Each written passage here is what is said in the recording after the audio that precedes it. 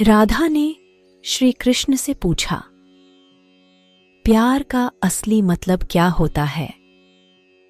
श्री कृष्ण ने हंसकर कहा, जहां मतलब होता है वहां प्यार ही कहां होता है।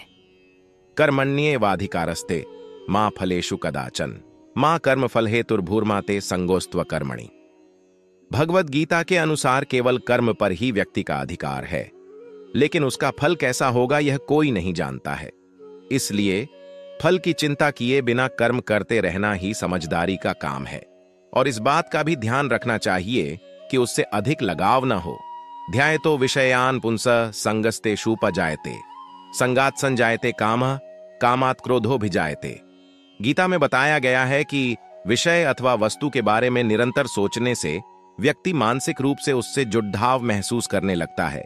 इससे उनमें इच्छा पैदा होती है और इस इच्छा की पूर्ति न होने से क्रोध की उत्पत्ति होती है। इसीलिए व्यक्ति को किसी से इतना जुड़ाव नहीं रखना चाहिए जिसके कारण वह स्वयं पर काबू ही ना रख पाए।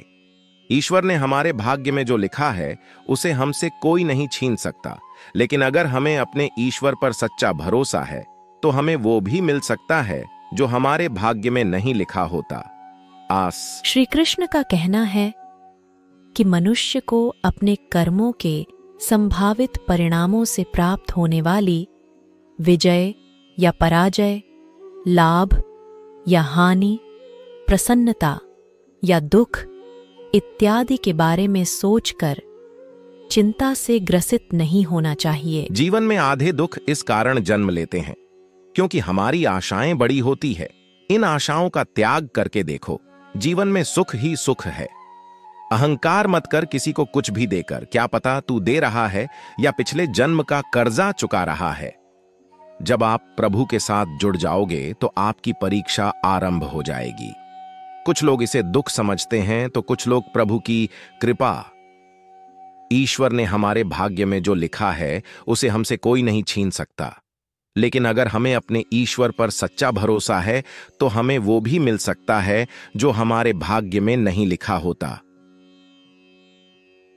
इस पूरे ब्रह्मांड में ऐसी कोई ताकत नहीं जो इंसान की इच्छाओं की पूर्ति कर सके, क्योंकि इंसान की इच्छाएं एक समुद्र के समान होती हैं जिसे कभी भी भरा नहीं जा सकता।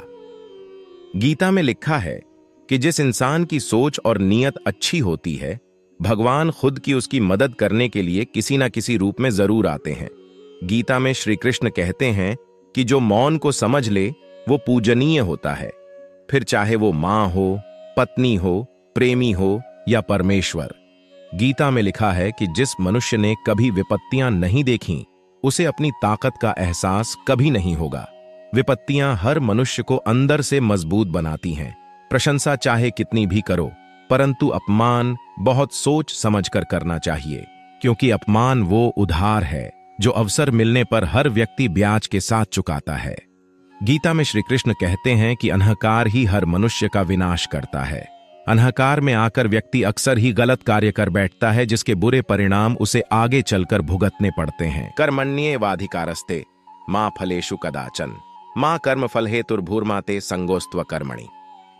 भगवद गीता के अनुसार केवल कर्म पर ही व्यक्ति का अधिकार है, लेकिन उसका फल कैसा होगा यह कोई नहीं जानता है। इसलिए फल की चिंता किए बिना कर्म करते रहना ही समझदारी का काम है, और इस बात का भी ध्यान रखना चाहिए कि उससे अधिक लगाव न हो। ध्यायतो विषयान पुंसः संगस्तेषुपजायते संगात् संजायते कामः कामात् क्रोधोऽभिजायते। गीता में बताया गया है कि विषय अथवा वस्तु के बारे में निरंतर सोचने से व्यक्ति मानसिक रूप से उससे जुड़ाव महसूस करने लगता है। इससे उनमें इच्छा पैदा होती है और इस इच्छा की पूर्ति न होने से क्रोध की उत्पत्ति होती है। इसीलिए व्यक्ति को किसी से इतना जुड़ाव नहीं रखना चाहिए जिसके कारण वह स्वयं पर काबू ही ना रख पाए। मुश्किलें केवल बेहतरीन लोगों के हिस्से में आती हैं, क्योंकि वही लोग उसे बेहतरीन तरीके से अंजाम देने की ताकत रखते हैं। अगर तुम्हारे ख्वाब बड़े हैं तो तुम्हारा संघर्ष कैसे छोटा हो सकता है। जहां अपनों के सामने सच्चाई साबित करनी पड़े वहां बुरे बन जाना ही ठीक है। अपमान का बदला झगड़े या लड़ाई से नहीं लिया जाता, बल्कि शांति से कामयाब होकर लिया जाता है। आशा और विश्वास कभी गलत नहीं होते। यह हम पर निर्भर करता है कि हमने आशा किससे की और विश्वास किस पर किया? श्री कृष्ण कहते हैं कि जो लोग किसी सच्चे व्यक्ति का दिल तोड़कर किसी तीसरे के पास खुशी ढूंढने के लिए जाते हैं, वह अक्सर धोखा खाते हैं। जो एक क्षण में बदल जाए, एक क्षण में भंग हो जाए, वह प्रेम नहीं, लोभ होता है। हर शख्स अपनी जगह सही है, कमियां और बुराइयां बेतुकी बातें हैं। परिस्थितियां हमें बिगड़ने के लिए नहीं, सुधारने के लिए आती हैं। किससे कब और कितना बोलना है, अगर तुमने यह समझ लिया तो तुम अपनी जिंदगी के सार्थक बन चुके हो। जिसमें प्रेम हो वह हर रिश्ता एक बंधन है, वरना यूं ही नहीं, राधे के साथ देवकी नंदन है। सहना चाहिए, मौके पर कहना भी चाहिए और शांति के साथ रहना भी चाहिए। जीवन में कभी मौका मिले तो किसी के लिए सारथी बनना स्वार्थी नहीं। भगवान को खोजने के लिए आपको पहले अपने अंतर्मन की शांति को स्थापित करनी होगी। जीवन में धर्म का पालन करो और सत्य का मार्ग चुनो। जो भी कार्य तुम सत्य और धर्म के आदान प्रदान में करोगे, वह तुम्हें आत्मिक उन्नति का मार्ग दिखाएगा। जीवन में संतुष्ट रहो, क्योंकि संतोष ही सच्ची सुख की कुंजी है। जो धर्म का पालन करता है उसे आध्यात्मिक ऊर्जा का आनंद प्राप्त होता है। जो सबका मंगल करता है उसका भी मंगल होता है।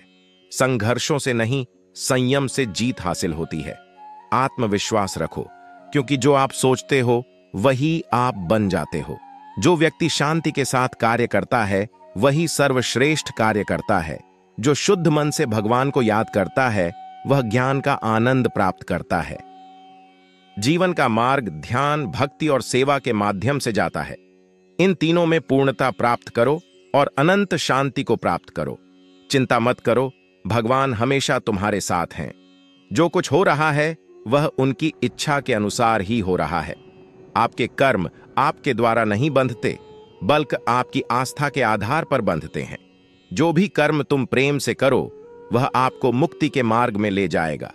जब तुम किसी को न्याय देते हो तब तुम परमात्मा का कार्य कर रहे हो।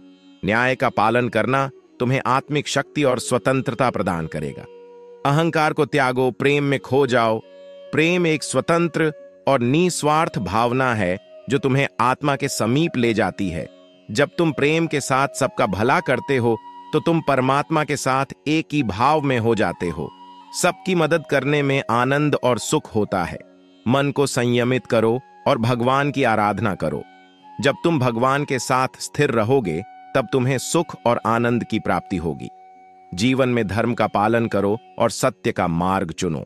जो भी कार्य तुम सत्य और धर्म के आदान प्रदान में करोगे वह तुम्हें आत्मिक उन्नति का मार्ग दिखाएगा।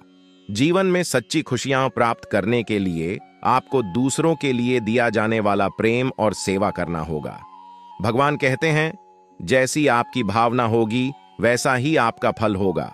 अपने मन को सकारात्मक और निर्मल रखें। जब तक हम किसी के लिए कुछ नहीं करते तब तक हम कुछ नहीं बन सकते। भगवान की सेवा करें और उनकी कृपा प्राप्त करें। भगवान कृष्ण की कृपा से जीवन में आनंद और समृद्धि का आभास होता है। जीवन की राह पर चलते रहो, क्योंकि श्री कृष्ण हमेशा तुम्हारे साथ हैं। अपने मन को वश में करो, तब सभी विकारों से मुक्ति मिलेगी। धर्म का अर्थ है सत्य और न्याय की पालना करना और अपने कर्मों के द्वारा अच्छाई फैलाना। प्रेम से जीने की कला को श्री कृष्ण ने हमें सिखाया है। श्री कृष्ण कहते हैं, कर्म करो, फल की चिंता मत करो। श्री कृष्ण की आध्यात्मिक ज्ञान की खोज में जीवन का अर्थ मिलता है। जीवन की परीक्षा में विजय प्राप्त करने के लिए श्री कृष्ण के साथ चलो। जब आप ईश्वर में विश्वास करते हैं तो उन्हीं की कृपा से सब संभव होता है। जीवन की मुश्किलें सिर्फ एक परीक्षा हैं और श्री कृष्ण हमेशा साथ होते हैं उन्हें पार करने के लिए। श्री कृष्ण के चरणों में आनंद और संपूर्णता प्राप्त करो। जीवन सच्ची खुशियों से भर जाएगा। श्री कृष्ण का कहना है कि मनुष्य को अपने कर्मों के संभावित परिणामों से प्राप्त होने वाली विजय या पराजय, लाभ या हानि, प्रसन्नता या दुख इत्यादि के बारे में सोचकर चिंता से ग्रसित नहीं होना चाहिए।